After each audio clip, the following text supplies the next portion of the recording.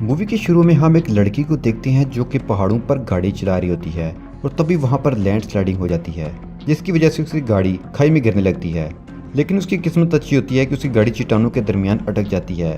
फिर वो वहां पर बहुत ज़्यादा जख्मी हो चुकी होती है। फिर वहां पर हम देखते हैं कि एक रेस्क्यू टीम का हेलीकॉप्टर उसे देख लेता है और हेलीकॉप्टर में रे भी होता है। वो एक रेस्क्यू ऑफिसर है और जहां पर उसकी गाड़ी होती है वो चट्टानों के दरमियान में फंसी हुई होती है। पहले रे का साथी जाता है लेकिन वो भी वहां पर फंस जाता है। अब वो गाड़ी नीचे गिरने वाली होती है और उससे पहले कि ये होता, रे खुद नीचे जाकर दोनों को बचा लेता है और इस तरह से वो दोनों बच जाते हैं। फिर हम डॉक्टर लॉरेंस को देखते हैं जो कि अपनी क्लास में स्टूडेंट्स को पढ़ा रहे होते हैं। दरअसल वो एक सिस्मोलॉजिस्ट हैं। सिस्मोलॉजिस्ट उन्हें कहा जाता है जो जल्जले के ऊपर रिसर्च कर रहे होते हैं। वो कई सालों से इसके ऊपर रिसर्च कर रहे होते हैं और अपनी रिसर्च की वजह से वो सभी स्टूडेंट्स को बताते हैं कि 1964 में इतना बड़ा जल्जला आया था जो तकरीबन 10 एटम बम के बराबर था, जो पूरे 10 मिनट तक चलता रहा था। साथ ही वो ये भी बताते हैं कि ऐसा जल्जला 150 साल में एक बार जरूर आता है और कैलिफोर्निया की San Andreas line fault line पर है। वो दो टेक्टोनिक्स प्लेट्स के ऊपर है, यानी जल्जले के लिहाज से वो सबसे ज्यादा सेंसिटिव एरिया है। अब कुछ देर बाद उनका दोस्त वहां पर आता है। ये दोनों उस जल्जले की गहराई और उसका मुशाहिदा करने के लिए निकल पड़ते हैं। ये एक बहुत बड़े डैम के ऊपर जाते हैं। उन्हें जल्जले की शिद्दत को नापना होगा और जब ये अपने मीटर से ऐसा कर रहे होते हैं तो तभी उनके मीटर में अचानक से वेव्स बदल जाती हैं। उसका मतलब ये होता है कि दोबारा जल्जला आने वाला है। अब एक बार फिर से बहुत बड़ा जल्जला आ जाता है जिससे डैम टूटने लगता है। डैम के ऊपर जितने भी लोग होते हैं वो सब अपनी जान बचाने के लिए भागने लगते हैं। डॉक्टर लॉरेंस का जो साथी होता है वो भी अपनी जान बचाने के लिए भाग रहा होता है और तभी वो देखता है कि वहाँ पर एक बच्ची है। वो उस बच्ची को उठाकर भागने लगता है। वो वहाँ से गिरने वाला होता है तो वो बच्ची को लॉरेंस की तरफ फेंक देता है और वो खुद दड़ाल में फंस जाता है। उसी वक्त पूरा डैम मिट्टी की तरह गिर जाता है जिसमें डॉक्टर लॉरेंस के साथी की भी मौत हो जाती है। अब रे को उस हादसे वाली जगह पर आने का मैसेज आता है। दूसरी तरफ में रे की बेटी को दिखाया जाता है जो अपनी मॉम के साथ रहती है। दरअसल रे की अपनी वाइफ के साथ तलाक हो चुकी है। उसकी वाइफ का एक बॉयफ्रेंड भी है जिसका नाम डैनियल है। अब रे की बेटी डैनियल के साथ किसी काम से सैन फ्रांसिस्को जा रही होती है। जब वो अपने सफर पर होते हैं तो तभी उसे वहाँ पर एक लड़का मिलता है जिसका नाम बेन है। बेन के साथ उसका भाई भी होता है और बहुत जल्दी इन तीनों की दोस्ती हो जाती है। जल्जले की वजह से डैम की जो तबाही हुई थी उसकी खबर पूरी दुनिया में फैल जाती है। इसे डॉक्टर लॉरेंस के पास एक रिपोर्टर आती है।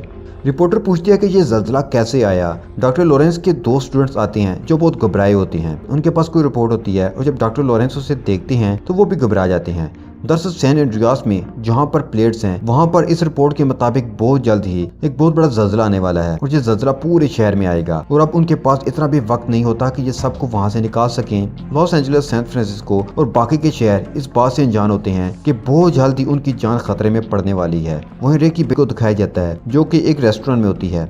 वो रेस्टोरेंट बिल्डिंग के ऊपर होता है और तभी वहाँ पर सब कुछ हिलना शुरू हो जाता है। दरअसल यहाँ पर जल्जला शुरू हो चुका था और उन सब की जान खतरे में है। एमा रे को कॉल करती है। एमा से कहता है कि तुम फिक्र मत करो, मैं तुम्हें बचा लूंगा। लेकिन अब यहाँ पर बिल्डिंग गिरना शुरू हो जाती है। एमा को पता है कि रे उसे हेलीकॉप्टर से बचाने के लिए आएगा, इसलिए वो छत पर जाना चाहती है। मगर जब वो दरवाजा खोलती है तो देखती है कि बिल्डिंग का आधा हिस्सा तो गिर चुका है, लोग ऊपर से नीचे गिर रहे हैं। कोई वहाँ पर लटका होता है तो कोई गिर रहा है। एमा वहाँ से निकलती है और किसी भी तरीका से छत पर पहुंच जाती है। बिल्डिंग का ये हिस्सा भी गिरने लगता है। उससे पहले कि एमा भी इसमें दबकर मर जाती है वहाँ पर रे आ जाता है और रस्सी की मदद से वहाँ पर नेट फेंकता है। एमा उस नेट की तरफ भागती है। बिल्डिंग गिर रही होती है और उससे पहले कि पूरी बिल्डिंग गिर जाती, एमा इस नेट को पकड़ लेती है। बिल्डिंग हेलीकॉप्टर के ऊपर गिरने वाली होती है लेकिन रे बड़ी महारत से हेलीकॉप्टर को बचाते हुए एमा को लेकर वहाँ से निकल जाता है। शहर में बिल्डिंग्स गिर रही होती हैं। अब सैन फ्रांसिस्को दिखाया जाता है जहाँ एमा और रे की बेटी डैनियल के साथ है। दोनों पार्किंग लॉट से गाड़ी से निकल रहे होते हैं। अब वहाँ पर भी जल्जला आने लगता है जिससे उनके आगे की जमीन धंस जाती है और उनकी गाड़ी उसमें फंस जाती है। डैनियल किसी तरह से वहाँ से निकल जाता है और वो रे की बेटी को नहीं निकाल पा रहा होता, इसलिए वो मदद लेने के लिए जाता है। पर जब वो बाहर जाता है तो देखता है कि सब के सब लोग भाग रहे हैं। वो किसी से मदद मांगने का सोच रहा होता है लेकिन वो देखता है कि वहाँ तो सारी की सारी बिल्डिंग्स गिर रही हैं और लोग मारे जा रहे हैं। उसे एहसास होता है कि उसे भी जान बचाने के लिए इस बिल्डिंग से निकल जाना चाहिए, इसलिए वो रे की बेटी को वहीं छोड़कर वहां से भाग जाता है। रे की बेटी अब भी गाड़ी में फंसी होती है। तभी वहां पर वो लड़का आता है जिसका नाम बेन है, जो आपस में दोस्त बन गए थे। वो किसी तरह से उसे वहां से निकाल लेता है और अब बेन अपने छोटे भाई और रे की बेटी के साथ उस जगह से निकल जाता है। रे की बेटी अपने डैड को कॉल करती है, बताती है कि पूरा शहर तबाह हो रहा है। रे उसे कहता है कि तुम परेशान ना हो, मैं तुम्हें बचा लूंगा, तुम किसी ऊंची जगह पर चले जाओ, मैं तुम्हारी माँ के साथ तुम्हें लेने आ रहा हूँ। वो दोनों अपनी बेटी को बचाने के लिए सैन फ्रांसिस्को की तरफ निकल पड़ते हैं, जहाँ पर अब ज़लज़ले के झटके बंद हो चुके हैं। सब लोग वहाँ पर जा रहे होते हैं, लेकिन यहाँ पर डॉक्टर लॉरेंस को खबर मिलती है कि यहाँ पर ज़लज़ला और भी ज़्यादा शिद्दत से आने वाला है। यानी जो ज़लज़ला पहले आया था, यहाँ अब उससे भी बड़ा ज़लज़ला आने वाला है। अब सैन फ्रांसिस्को में एक बार फिर से ज़लज़ले के झटके शुरू हो चुके हैं और बिल्डिंग गिरना शुरू हो जाती हैं। डैनियल देखता है कि सब लोग दीवार की आड़ में खड़े हैं। उसे जगह नहीं मिलती तो वहाँ वो खड़े एक आदमी को हटाकर उसकी जगह खुद खड़ा हो जाता है, जिससे उस आदमी की मौत हो जाती है। रे और एमा हेलीकॉप्टर में होते हैं और वो हेलीकॉप्टर क्रैश हो जाता है और वो एक सुपरमार्केट के अंदर चला जाता है। इन दोनों की किस्मत अच्छी होती है कि उनकी जान बच जाती है, इसलिए ये दोनों एक कार में सैन फ्रांसिस्को की तरफ निकल पड़ते हैं। रे बड़ी तेजी से कार चला रहा होता है, तभी वो देखता है कि आगे सड़क टूटी हुई है। वो ब्रेक लगाता है और नीचे उतर कर देखता है तो सड़क के दरमियान में एक बहुत बड़ा गड्ढा होता है। ये तो उनकी किस्मत अच्छी थी कि वो उस गड्ढे में नहीं गिरे, वरना वो मारे जाते। अब वो उस कार से आगे नहीं जा सकते थे।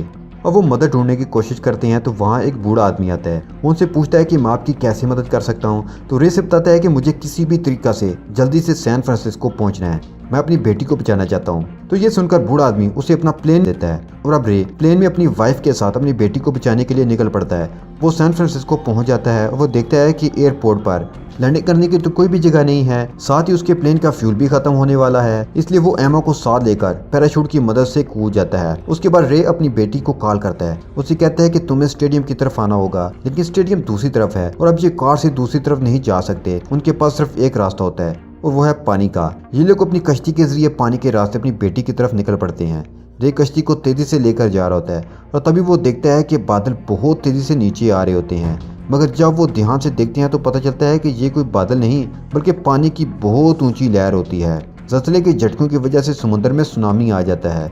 बहुत सारे लोग कश्तियों में सवार होते हैं और अब ये सब वापस नहीं जा सकते। सब के सब तय करते हैं कि वो तेज रफ्तारी से इस लहर को पार करेंगे और अब वो सब लहर की तरफ बढ़ना शुरू कर देते हैं, मगर लहर की रफ्तार इतनी तेज होती है कि ये सबको बहा ले जाती है। मगर रे की कश्ती किसी तरह से बच जाती है, मगर ऊंचाई पर आगे से एक कार्गो शिप आ जाता है और इससे पहले कि वो कश्ती को कुचल देता, रे अपनी कश्ती को लेफ्ट की तरफ ले जाता है। ये शिप के ब्लेड से कटने वाले होते हैं, लेकिन किस्मत से ये उससे भी बच जाते हैं। मगर इस शिप में जो बड़े बड़े कंटेनर होते हैं वो पानी में गिरना शुरू हो जाते हैं। रे अपनी बोट को किसी तरह से बचाकर वहां से ले जाता है।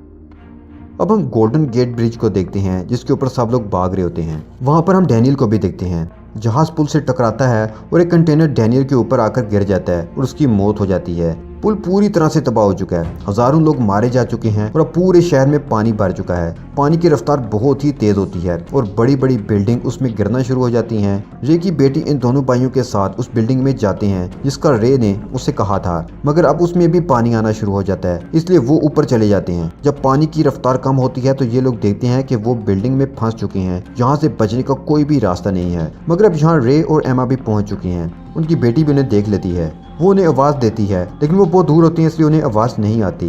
वो वहाँ से जाने लगते हैं। जब वो जाने लगती हैं तो एमा देखती है कि उनकी बोट और हाथ पर एक ग्रीन रंग की लेज़र लाइट गिर रही होती है। जब वो पीछे देखती हैं तो उसे अपनी बेटी नजर आती है जो लाइट से उन्हें इशारा कर रही होती है। जब अपनी बेटी को देखकर बहुत ही खुश हो जाते हैं और इससे पहले कि जब अपनी बेटी तक पहुँचते पानी की एक और लहर आती है और उससे बिल्डिंग धंस जाती है।